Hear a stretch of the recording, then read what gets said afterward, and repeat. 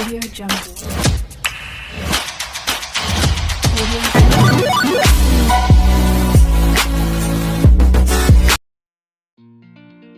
inaad noqoto gooldhaliyaha taariikhiga ah ee kooxdaadu waa arrin fiican, balse ka waran haddii aad noqoto gooldhaliyaha taariikhiga ah ee horyaal ka mid ah horyaalada Yurub ugu waaweyn.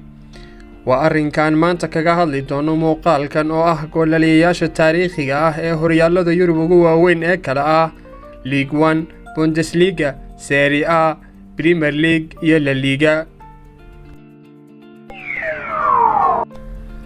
League 1 gooldhaliyaha taariikhiga ah ee horyaalka Faransiiska ee League 1 ayaa ah Deli Onis. waxa uu dhaliyay 299 gool oo uu ku dhaliyay 449 ciyaarood. Onis waa weeraryahan hore oo reer Argentina ahaa, waxa uuna ka bilaabay heer ciyaareedkiisa horyaalka waddanka Argentina sanadii 1966, kadibna waxa uu u wareegay horyaalka Faransiiska ee League 1 sanadii 1971.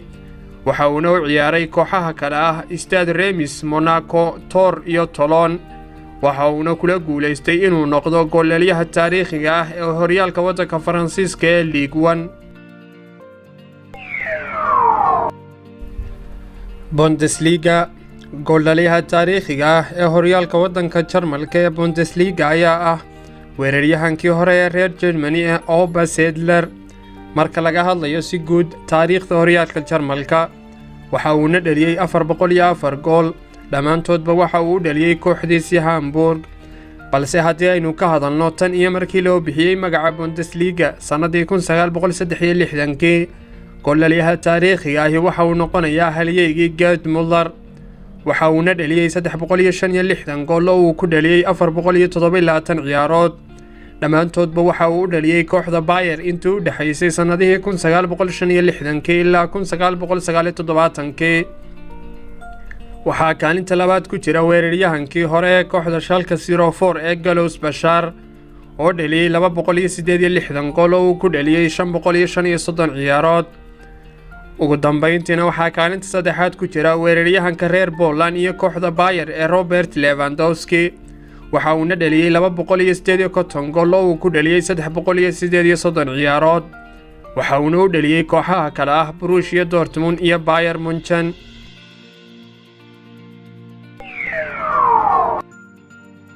Serie A gooldhaliyaha taariikhiga ah ee horyaalka waddanka Talyaaniga ee Serie A ayaa ah weeraryahankii hore ee reer Talyaani ee Silvio Viola. waxa uu dhaliyay 274 gool oo uu ku dhaliyay 537 ciyaarood. waxa uu u dhaliyay kooxaha kale ah Provercelli, Lazio, Juventus iyo Novara intii u dhaxaysay sanadihii 1929 ilaa 1954. waxaa kaalinta labaad ku jira oo 24 gool ka yar Viola boqorkii Rome ee Francesco Totti. waxa uu dhaliyay 250 gool oo uu ku dhaliyay 619 ciyaarood. waxa uu dhammaantoodba u dhaliyay kooxdiisa Roma.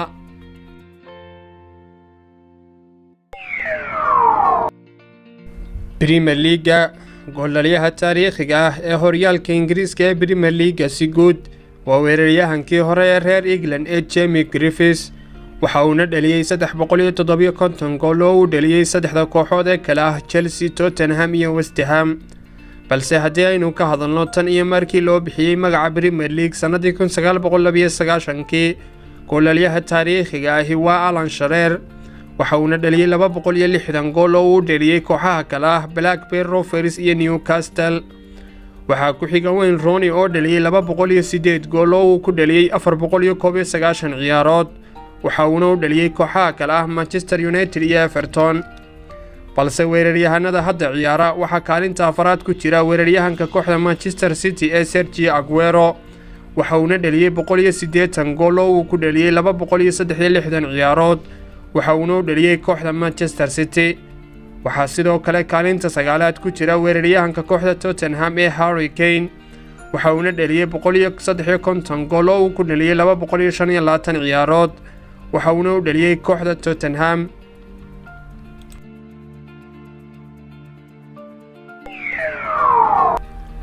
La Liga gooldhaliyaha taariikhiga ah ee horyaalka waddanka Isbaanishka ee La Liga ayaa ah halyeyga kooxda Barcelona ee Lionel Messi.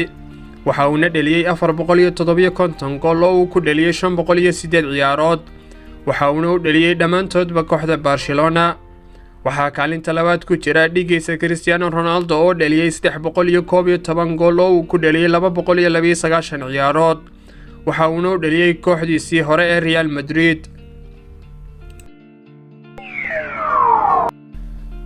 ugu dambeyntiina si guud dhammaan horyaalada aan soo xusnay ciyaartoyga Lionel Messi ayaa ah ciyaartoyga ugu badan ee goolal ka dhaliyay horyaal ka mid ah horyaalada shanta ah ee aynu soo sheegnay balse marka la isku geeyo horyaalada ugu waaweyn Yurub ee kala ah League 1 Bundesliga Serie A Premier League iyo La Liga dhammaantoodba goolaliyahooda taariikhiga ahi waa Cristiano Ronaldo waxa uuna dhaliyay 463 gool 84 kamida waxa uu ku dhaliyay horyaalka Ingiriiska waxa uuna u dhaliyay kooxda Manchester United 311 kamidana waxa uu ku dhaliyay horyaalka La Liga waxa uuna u dhaliyay kooxda Real Madrid 68 kamidana waxa uu ku dhaliyay horyaalka Serie A waxa uuna u dhaliyay kooxda Juventus taas oo uu kaga kormaray dhigiisa Lionel Messi 6 gool oo kaliya haddaba xidigii ayaad isleedahay waa uu la kaliyoobi karaa rikoorkaas